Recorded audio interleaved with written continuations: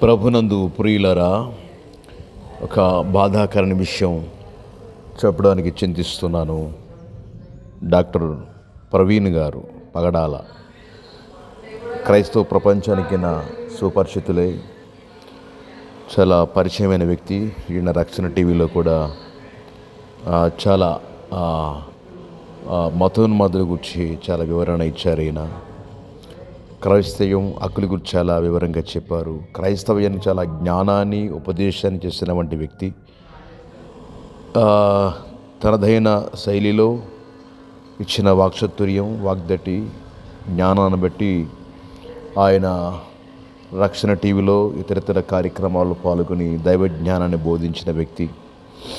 చాలా పేదవాళ్ళకి సహాయం చేసిన వ్యక్తి అని ఈయన గురించి నేను విన్నాను. అలాగే ఈ దైవజనుడు చాలా యథార్థవంతుడు, ప్రేమ గలవాడు. అంత మాత్రం కాదు, ప్రభువుని నమ్మకంగా సేవించిన వ్యక్తి, గొప్ప ప్రభువుకి సేవలు అందించిన వ్యక్తి. ఈరోజు ఈయన రాజమండ్రి సమీపంలో రోడ్డు ప్రమాదంలో యాక్సిడెంట్ అయ్యి చనిపోయారని వార్త వినగానే చాలా బాధ కలిగింది.